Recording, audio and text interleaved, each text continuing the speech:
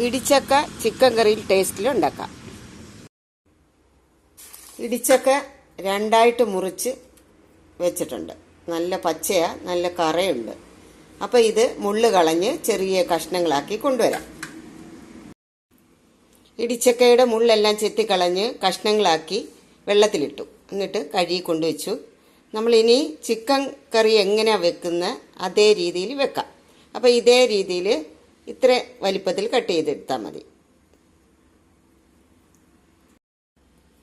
ഇടിച്ചക്ക ഇതേ രീതിയിൽ കട്ട് ചെയ്ത് വെച്ചിട്ടുണ്ട്. ഇനി നമുക്കൊരു കുക്കറിനകത്തോട്ട് ഇത് ഇട്ട് കൊടുക്കാം. നമ്മുടെ ഇടിച്ചക്ക കഷ്ണങ്ങൾ കുക്കറിനകത്ത് ഇട്ട് കൊടുത്തു. ഇനി വേണ്ടത് ഒരു 1/4 ടീസ്പൂൺ മഞ്ഞൾപ്പൊടി വേണം, ഒരു 1/4 ടീസ്പൂൺ ഉപ്പ്, പിന്നെ പാകത്തിന് വേവാനുള്ള വെള്ളം ഒഴിച്ചു കൊടുക്കാം.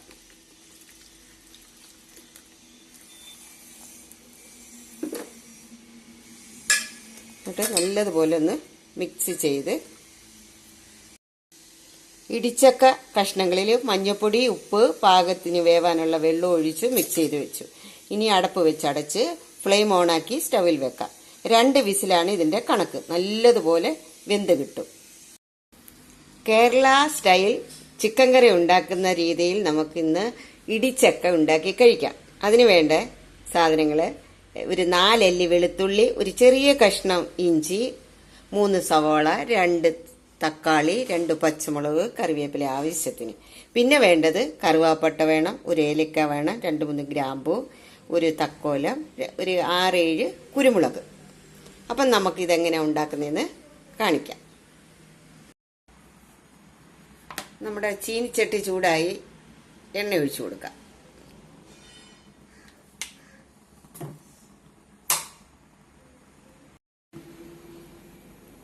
എണ്ണ ചൂടായി, നമുക്ക് കറുവാപ്പട്ടയും തക്കോലും ഏലക്കയും ഗ്രാമ്പും ഇട്ട് കൊടുക്കാം. ഇനി ഇഞ്ചി വെളുത്തുള്ളി ചതച്ചത് ഇട്ട് കൊടുക്കാം. അതിൻ്റെ പച്ചമണം മാറുന്ന വരെ ഒന്ന് ഇളക്കി കൊടുക്കാം. ഈ സമയത്ത് കുരുമുളക് പൊട്ടിച്ച് വെച്ചേക്കുന്നത് ഒന്ന് ഇട്ട് കൊടുക്കാം. വീണ്ടും ഒന്ന് ഇളക്കാം.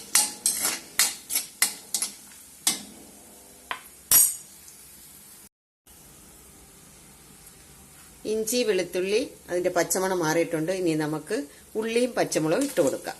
സവാള അരിഞ്ഞത്, പച്ചമുളക് നല്ല സ്ലൈസായിട്ട് അരിയണം, നീളത്തിൽ അരിയണം. ഞാൻ ഉണ്ടാക്കുന്ന രീതിയാണ് കാണിക്കുന്നത്. അപ്പോൾ ഇതൊന്ന് വാടി വരട്ടെ. ഉള്ളി ഒരുവിധം വാടി വരുന്നുണ്ട്. ഈ സമയത്ത് നമുക്ക് കുറച്ച് ഉപ്പിട്ട് കൊടുക്കാം. വീണ്ടും ഇളക്കി കൊടുക്കാം.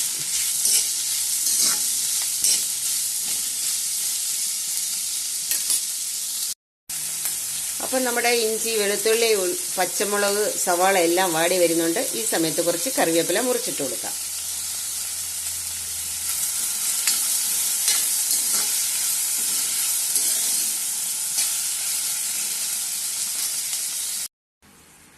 നമ്മുടെ ഇടിച്ചക്ക മഞ്ഞപ്പൊടി ഉപ്പും വെള്ളവും ഒഴിച്ച് നല്ലതുപോലെ വേവിച്ച് വെച്ചിട്ടുണ്ട്. 2 വിസിൽ മതി, ഇത്രയും നല്ലതുപോലെ വെന്ത് കിട്ടും. അപ്പം നമുക്ക് ചിക്കൻ മാതിരി കഴിക്കാൻ ഈ പരുവത്തിൽ വെന്ത് കിട്ടും. കണ്ട അപ്പം ഇത്രയും മതി. വെന്ത് ഒരുപാട് ഉടഞ്ഞു പോകരുത്. നമ്മുടെ സവാളയും പച്ചമുളകും ഇഞ്ചിയും വെളുത്തുള്ളിയും കറിവേപ്പിലയും എല്ലാം നല്ലതുപോലെ വഴന്നിട്ടുണ്ട്. ഇനി നമുക്ക് ഈ പരുവത്തിൽ തക്കാളി ഇട്ട് കൊടുക്കാം. വീണ്ടും ഇളക്കി അടച്ചു വെക്കാം. 2 മിനിറ്റ് വേവിച്ചാൽ മതി. തക്കാളി നല്ലതുപോലെ വെന്ത് ഉടഞ്ഞു കിട്ടും. കാരണം കട്ടി കുറച്ചാണ് ഞാൻ അരിഞ്ഞിരിക്കുന്നത്. നമ്മുടെ ഉള്ളി, തക്കാളി, പച്ചമുളക്, ഇഞ്ചി, വെളുത്തുള്ളി എല്ലാം നല്ലതുപോലെ വഴന്നിട്ടുണ്ട്. ഇനി ഈ സമയത്ത് നമുക്ക് മസാലകൾ ചേർത്ത് കൊടുക്കാം.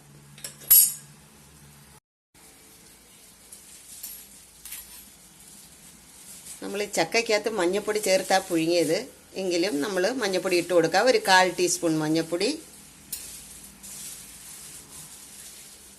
2 ടീസ്പൂൺ മല്ലിപ്പൊടി,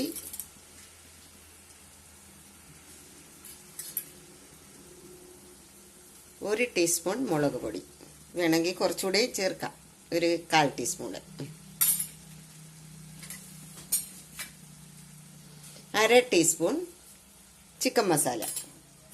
അപ്പോൾ ഇത്രയും ചേർത്ത് നല്ലതുപോലെ ഒന്ന് ഇളക്കി യോജിപ്പിക്കാം. മസാലയെല്ലാം ഇട്ട് നല്ലതുപോലെ യോജിപ്പിച്ചിട്ടുണ്ട്.